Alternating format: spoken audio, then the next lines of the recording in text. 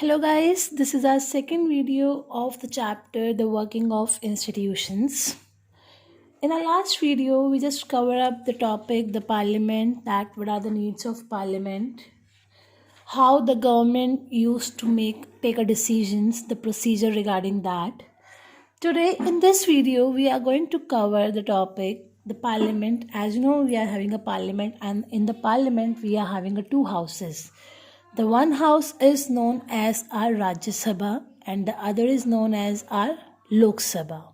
Clear? So the Lok Sabha is also known as the lower house, whereas Rajya Sabha is also known as our upper house.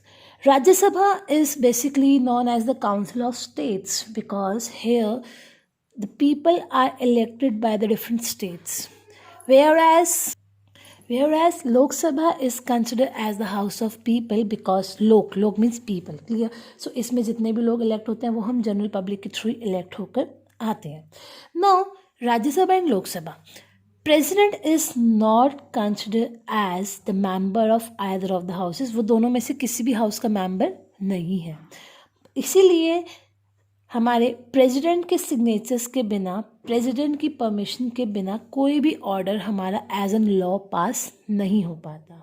Clear? Now we are having some special parts of Rajya Sabha and the Lok सभा. As the constitution, our constitution of India has given some special powers in the hand of Rajya Sabha and the Lok Sabha, whereas Lok Sabha exercise, that means Lok Sabha is having some supreme powers in their hand. Let us have a look over the different special powers which lies in the hand of Rajya Sabha and the Lok Sabha. The first thing is mentioned that if we need to pass any of the ordinary law, in that situation both the house should get agree. उन दोनों houses की permission हमारे पास होनी चाहिए. But sometime it happen, Lok Sabha कह रहा है कि ये डिसीजन ऐसे होना चाहिए, राज्यसभा कह रहा है कि ये डिसीजन ऐसा होना चाहिए. If any difference create in the opinion of both the houses, in that situation the decision which is taken by is totally depend jointly. That means दोनों houses में से voting होगी and then majority of the particular decision is considered as the final decision for our country. Clear? Now, Lok Sabha is having much more powers as compared to the Rajya Sabha. Lok Sabha used to manage all the money matters if the budget is going to be passed. So उसका main parts किसके हाथ में है? लोकसभा के हाथ में है. Whereas if we talk about the Rajya Sabha, the Rajya Sabha इस चीज़ को रिजेक्ट नहीं कर सकती उनके मनी मैटर्स को. ठीक है, वो सिर्फ उसे क्या कह सकती है, you just think about all this stuff. वो सिर्फ few days, it means like 14 to 15 days के लिए उसे डिले कर सकती है कि भाई आप दोबारा से सोच लो, कुछ चेंजेस ले आओ. बट राज्यसभा उस पर्टिकुलर डिसीजन को रिजेक्ट नहीं कर सकती which is taken by the Lok Sabha. And the next it is mentioned that if we talk about the Lok Sabha, तो लोक सभा के हाथ में हमारे पास क्या है, पूरा का पूरा कंट्रोल है कि वो काउंसिल्स ऑफ मिनिस्टर्स को कंट्रोल कर सकें यहाँ पे. ठीक है. And if a person who get a majority of the votes from the Lok सभा, ठीक है, वो हमारे पास क्या अपॉइंट होता है as a prime minister of a country, वो हमारे पास यहाँ पे अपॉइंट हो जाता है. But if he get majority of a votes from the Lok Sabha. Clear? So these were some parts these were some parts of Lok Sabha and the Rajya Sabha.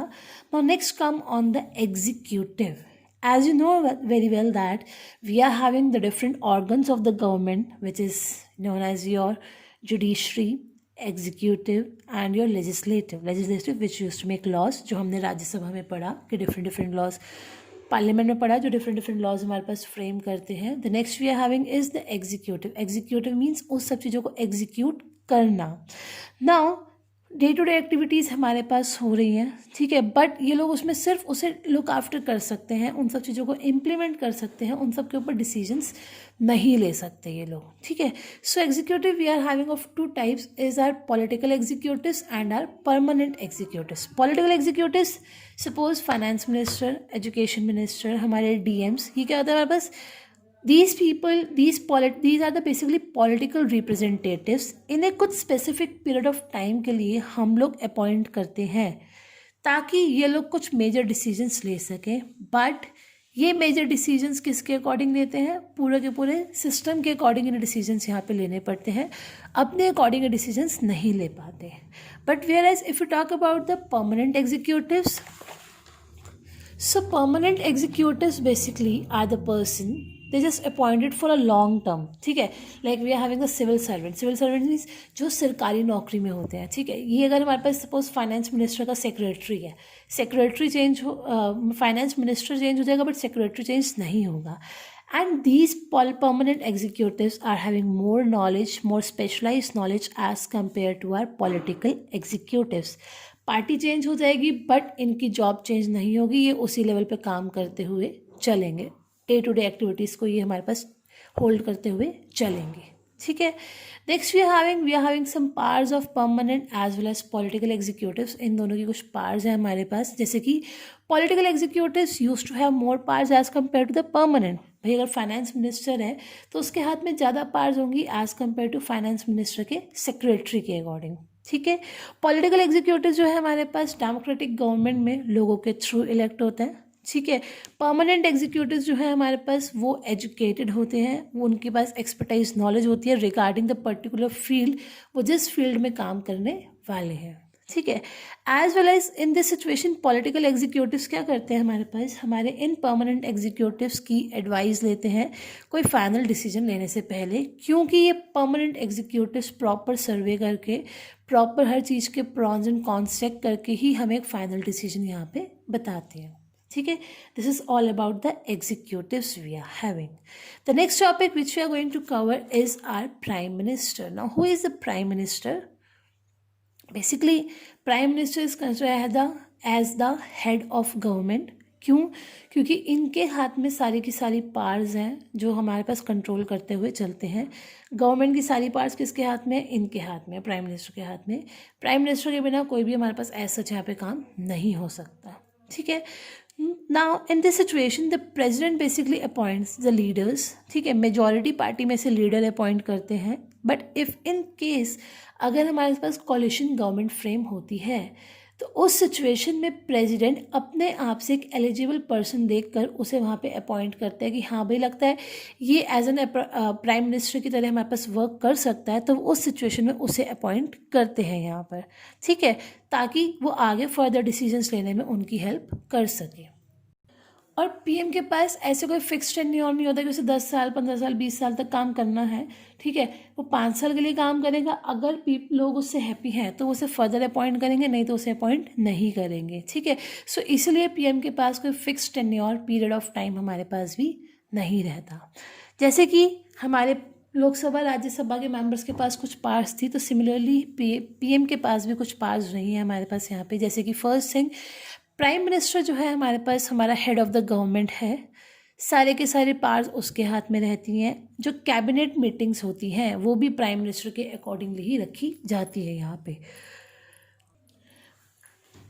Prime minister जो है वो हमारे डिफरेंट डिपार्टमेंट्स की different meeting को organise करता है. ठीक है, और वो ये देखता है कि किस डिपार्टमेंट में किस टाइम हमारे पास कौन सी मीटिंग होनी चाहिए, किस टाइम पे किसको क्या पावर्स देखनी चाहिए, वो सब चीज़ें हमारी कौन देखता है? हमारा प्राइम मिनिस्टर देखता है.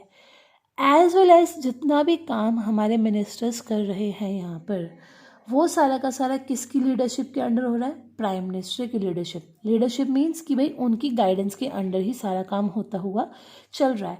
Prime minister use to distribute all the work कि तुमने कौन से डिपार्टमेंट को देखना है, तुमने कौन से डिपार्टमेंट को देखना है.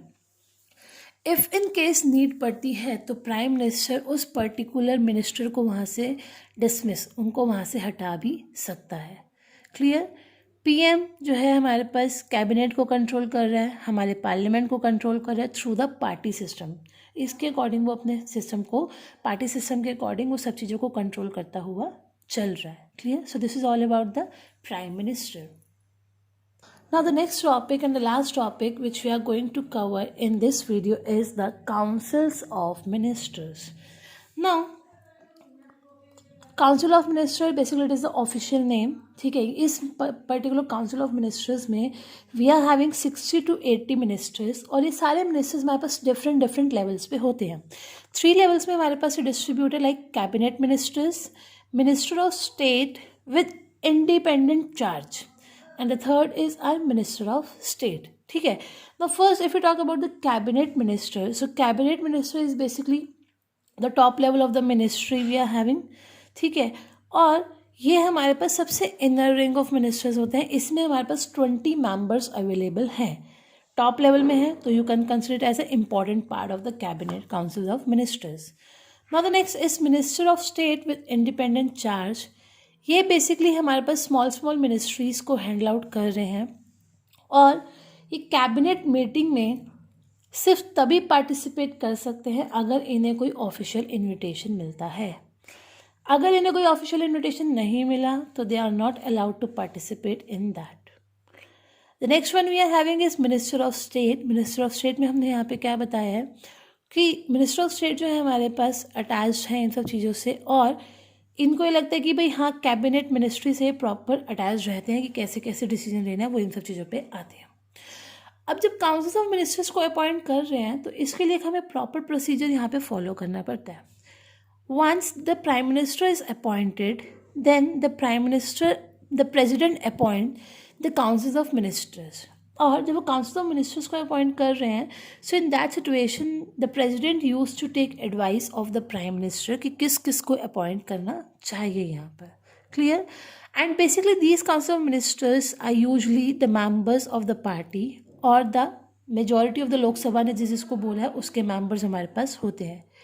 Sometime it happens that the person if he is not the member of a parliament, ठीक है, can also become the part of a council of minister, but उसको कम से कम 6 months हो गए होने चाहिए अपॉइंट हुए हुए. उसे हमारे पास यहाँ पे 6 months हो गए हों तभी वो हमारे पास as a member of house बन सकता है. दैट मीन्स आइदर लोकसभा और द राज्यसभा का मेंबर वो बन सकता है. Now the cabinet form of government, अब ये हमेशा मैंडेटरी नहीं है हमारे पास कि मिनिस्टर्स जो हैं वो रेगुलरली मीटिंग्स में आए, हर चीज़ों को यहाँ पे डिस्कस करें जो कैबिनेट मीटिंग में हो रहा है. सो इस सिचुएशन में जो हमारे पास पार्लियामेंट्री डेमोक्रेसी है उन्होंने क्या करे, कैबिनेट फॉर्म ऑफ गवर्नमेंट बनाई है जिसके अंदर उन्होंने हमारे पास सेपरेट सेक्रेटरीज अपॉइंट करते हैं जिन्हें डिफरेंट फॉर्म्स ऑफ इंस्ट्रक्शंस वो लोग देते हुए चल रही हैं कैसे कैसे हमारे पास यहाँ पे काम हो सकता है. Clear. So in this way they are just going to appoint the cabinet council of ministers and the decision is taken in this situations. Clear. Hopefully the topic is clear to you, but it will be more clear when you just go through with the chapter given in your NCERT. So kindly go through with the chapter. Don't be careless. Till then, take care and bye-bye.